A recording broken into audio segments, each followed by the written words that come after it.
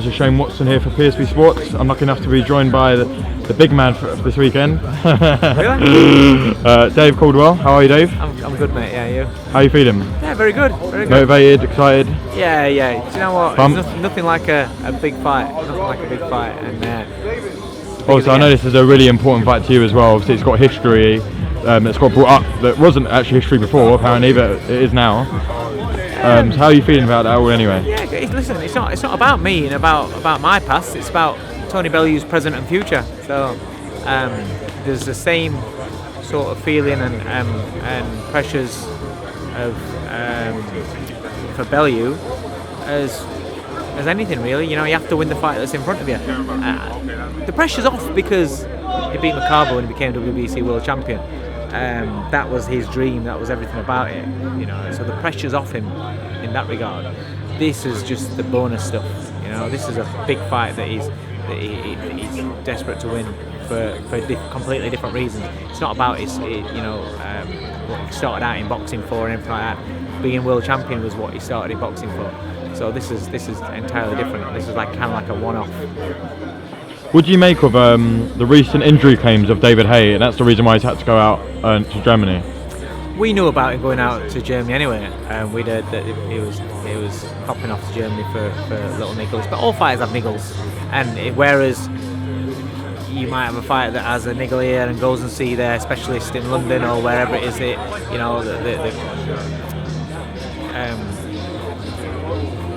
he might just want to have his doctor or whatever it is that he's comfortable with just might happen to be in Germany, and that's what it is. All fighters have niggles. If it's something major, it's something major. At the end of the day, it's same old sort of haymaker fight. There's always some smoke and mirrors. There's always, is he injured, isn't he injured?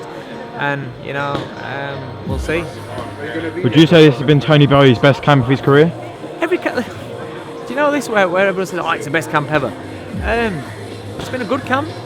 It's not been a bad camp. It's not been an extraordinary camp. But as far as what I'm seeing in the gym from me and products concerned, I'm really happy with where we're at. I'm really happy with how it's been.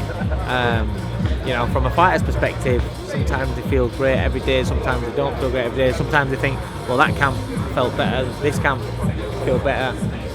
But from a trainer's perspective, the McCarbo camp and this one, I'm happy. A quick shout out to Tom Little. We caught up with him recently, and we know about he's one of the people who backed up David Price about sparring as well, and said he was on me in the gym. I didn't realise that until I got told just before he was up at my gym the other day. It was really good of him to come out and say something. But yeah, Tom was one of the guys that saw that. You know. And how do you rate Tom Little as a fighter? People don't they don't want to believe me. People like Tom Little don't have to lie. Yeah. Coaches around that brought fighters up, don't have to lie. So whatever they say, people should really believe them. But what do I think of Tom Little? I like him. I think he's a good fighter. I think he's very fast heavyweight. For such a big guy, he's very fast, sharp. He's got good head movement. And he's improving. You think he's an underrated heavyweight? Yeah, he's improving. Well, this is experience for him. That's it. It's obviously got a big win against Tom Dallas recently as well. That's a good win. That's a good win. It's a very good win. So I want to see Tom progress and get the big fights. I like him, and I think I've got all time in the world for him. Regardless of boxing, he's a good man, and concerning boxing, he's talented. Yeah. And he had a lot of good stuff to say about Bellew in camp as well, saying about how strong he was looking. Yeah, stuff I think Bellew surprised a lot of people that he's sparred with. He surprised a lot of people, which is good. But it counts for nothing. Just got to surprise David Haye. So how's Bellew been during fight week, and how do you expect him to pan out? Do you think he'll be calm, relaxed, or? He is calm and relaxed. It's cool. He is. In these sort of situations, he's brilliant because if it ends up being rowdy and a shouting and a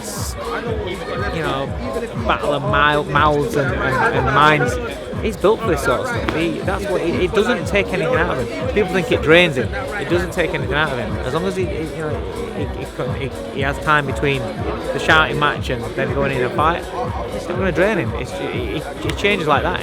In 10 seconds. He can go from a blazing argument to be giving somebody a cuddle.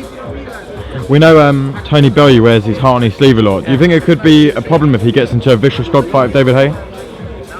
Not all. If it's a dog fight, that's what we want. Bellew's a fighter. Haye's a very, very good boxer, very, very skillful boxer, very, very athletic. If it becomes a dog fight, that's kind of our fight. Obviously, after knowing David Haye for a long time, and obviously you've known Tony Bellew for a very long time, did it upset you at all, the words he said about Tony Bellew and yourself? Because I know him, you expect it. And because I know what he's like, you expect it. You kind of know what he's like away from the smiles and laughters.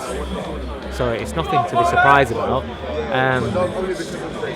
And it's, to be honest, come on, it's like kid stuff, innit? Probably kids in my daughter's class probably call each other names from cartoon characters and stuff like that. So it's not really. I'm 41 years old. I've had a lot of names called me throughout my life. So being called Penfold or whatever else don't really affect me. Only 41? Yeah, only 41. Oh. Yeah, I've been around a long time. Watching the Behind the Ropes, he also made it a bit personal as well when he said about you're going to be able to pay off your mortgage now, and that's pretty much what he was interested in, stuff like that, money, like your 10% But David cut Haye's and only stuff. bothered about money. Yeah. That's what his life's about. It's about money. What I do with my money is irrelevant. I've come from training fighters, going all the way up to Scotland, driving all the way back for £80.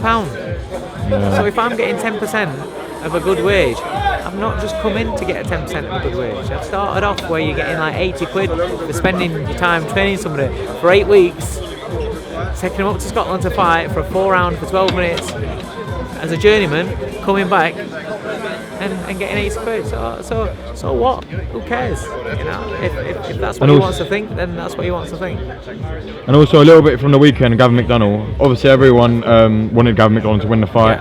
Yeah. In a way, he already believes he's overachieved in boxing. He is a. How you doing? You alright? Yeah, Good. Yeah, really good. You like the coat?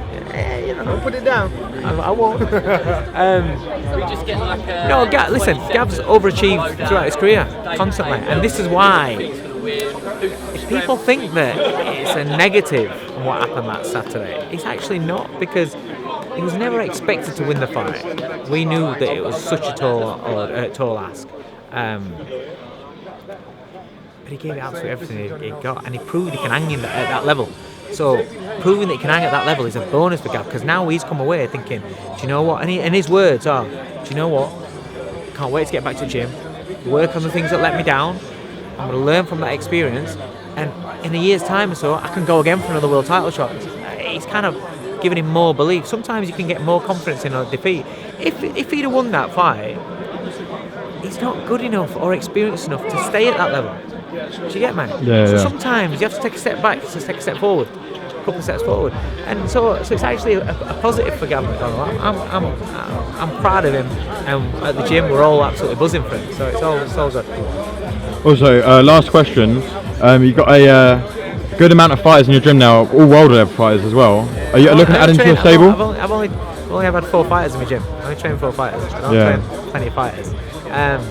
But am I looking to add? I might take on one more. I don't know, but it's got the right person, and we'll see. But I've never been one to go and ask anybody to train.